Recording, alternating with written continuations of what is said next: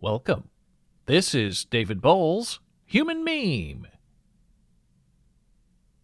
Today's topic, Ye shall write to be found.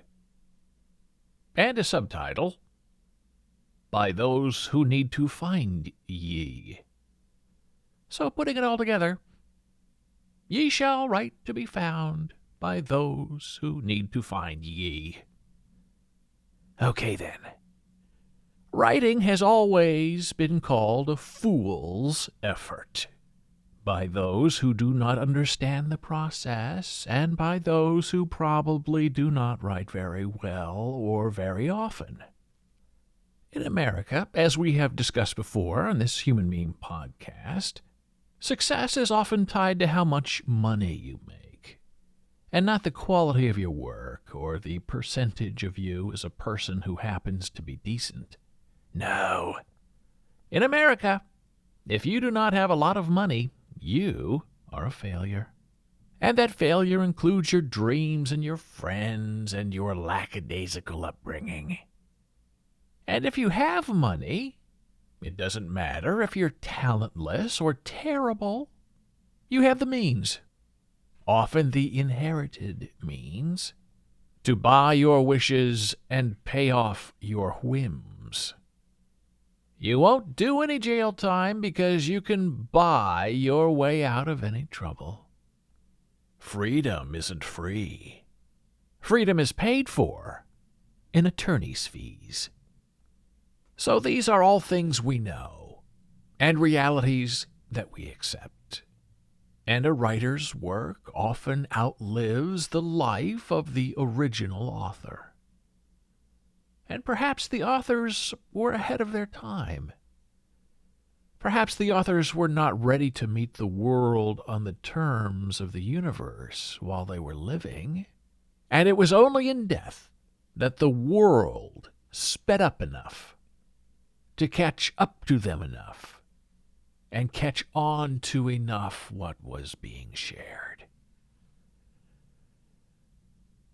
So the conundrum for the writer becomes, if I write it and nobody reads it, did I really write it? Right? It's like that old gem of a tree falling in a forest. Does it make a sound if there's nobody there to hear it? Well, the answer to both queries is yes, the falling tree makes a sound.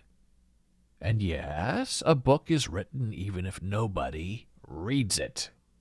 And we who write, we who do not take the nihilistic view of life where we are the center of the universe, and we do not tend to believe that without us, without our direct involvement, the world ceases to exist. No, we accept we are part of something grander, something with a vision we may not see to understand. We know we are cogs in gears in a machine that churns along, always forward, never stopping, never reversing to revise history. Memory is the enemy. Belonging is the enemy. Individualism is the celebration. Achievement is the end.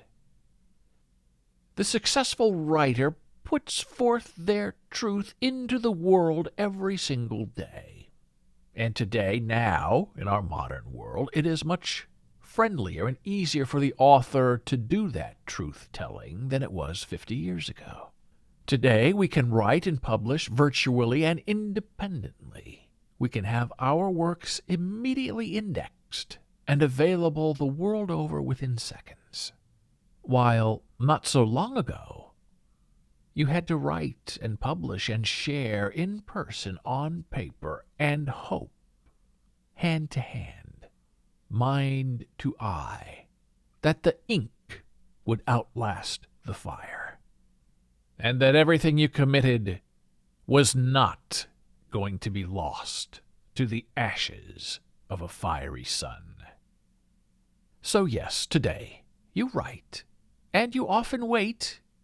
You wait moments or days or years or centuries until that someone that someone, that one person who reads your stuff and who connects to it, and that person then joins your universe, with you or without you, but joins always with your words. And that person is the entire reason you write what you must to survive into the next 100 years. And yes, there is exposure and risk and mockery in the gamble to write for immortality and not prosperity. But that's okay too. You write what you must. You do not write for an audience. You write for yourself. You write to entertain your mind, to challenge what you know, and to unveil what you've always needed to learn. Yes, reading is the magic trick of your own mind, not someone else's. And that's why you do it. That's why you write. Because the force of the universe is urgently pressing you forward to search and share and to know with someone else, someone who may not even be born yet. How many famous authors do you know who became recluses, frightened of their own successes, stymied by their failures, only to wither away in the dark and the fog like a light lost along a crawling horizon? J.D. Salinger and Truman Capote are two such cases that immediately spring to thought, both brilliant minds who conveniently went dark to the dismay of the world and as an insult to their gifts. If you don't finish, you can't be judged. If you finish when you're dead, it doesn't matter. And so what do we make of those bright stars who wrote alone and quietly, with remorse and without gratitude for living? Do we find dismay in their example? Or do we find a warning against what is waiting for us out there in the unknown ether of living? We must never be afraid to start over, to rip apart what we have owned, and to think again, to start afresh. And we know we are always writing, even in the company of others. What are you thinking? Is a question we often do not understand how to answer when asked. We're already far away and not really there. What are we thinking? We're thinking about thinking. And there are no days off. We are always composing something, fixing something we've written, even if we're walking or on the phone or engaged in a heavy conversation with the beloved another. There's no escape from the internal dialogue. There is no safe haven from the necessity to think, create, share. And none of it is a curse, at least not for us.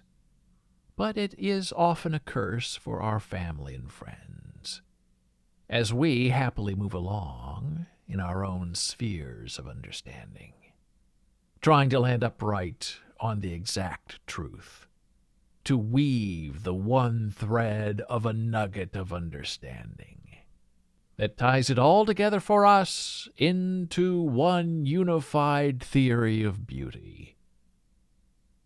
It's okay to fail.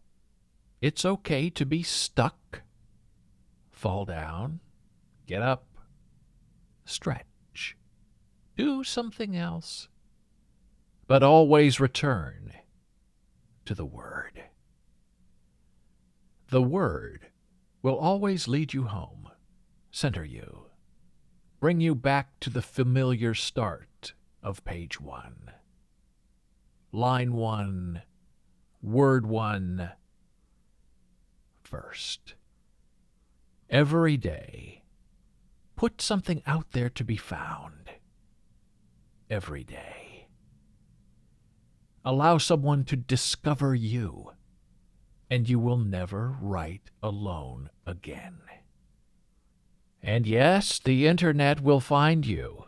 Indexing shall be your salvation. Do not worry about press releases or advertising or even Google. There are other anonymous methods out there for being archived and preserved that will always serve you better than the mechanisms of business. You write it, ye shall write to be found. You write it, ye shall write to be read. You write it, you will have discovered your own world. You write it. The universe is yours. Thank you for listening. Be a human meme.